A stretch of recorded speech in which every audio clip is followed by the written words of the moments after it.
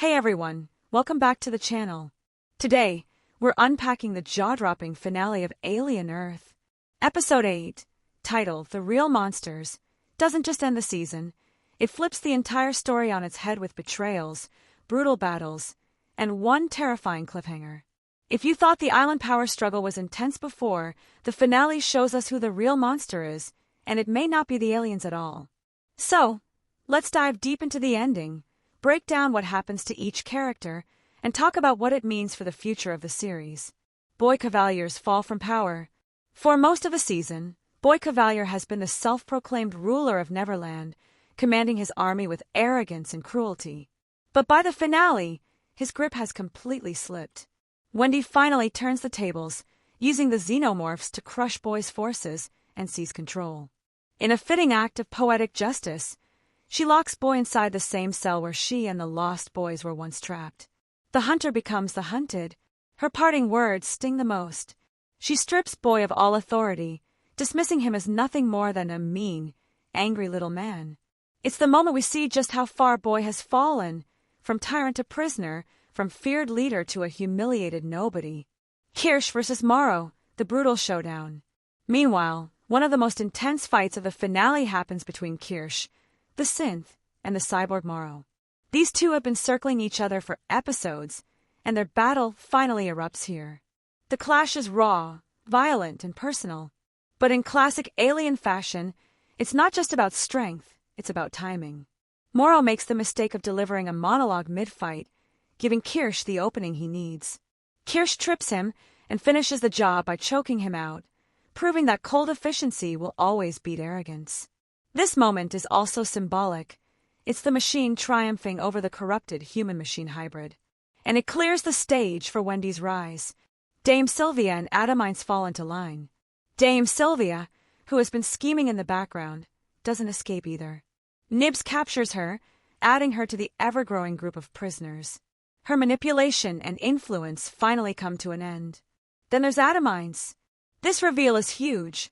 He was Boy's very first synth, his earliest creation, and most loyal servant. But loyalty only goes so far. When Adamines tries to strike at Wendy, she demonstrates her true power by freezing him using her network connection. It's a chilling display, not just of control but dominance. In one move, Wendy breaks Boy's oldest ally and proves that even the synths will now bow to her.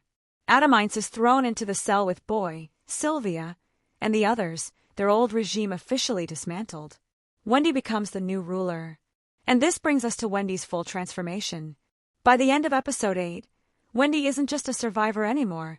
She's the undisputed ruler of Neverland.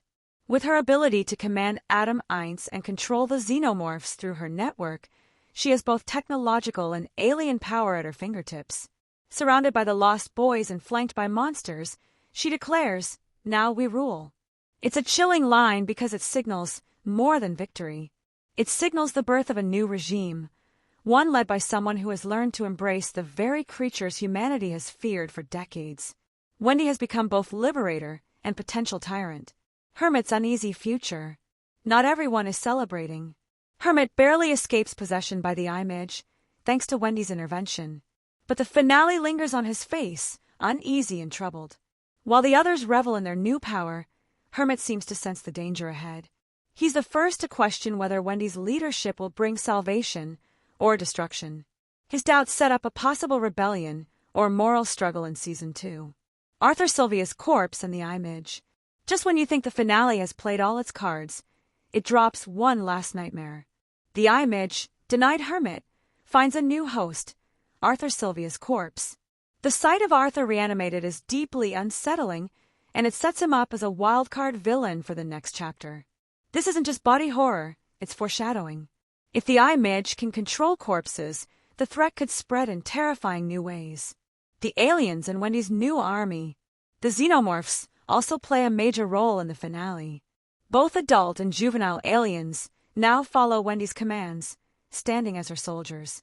For the first time, humans and aliens fight side by side, at least for now. But here's the lingering question. How long will the aliens stay loyal? They are predators by nature. Today, they obey Wendy. Tomorrow, they could turn on her. That tension, is the kind of storytelling fuel that could drive an entire second season. Who dies in episode 8? Surprisingly, the finale doesn't kill off any of the major characters.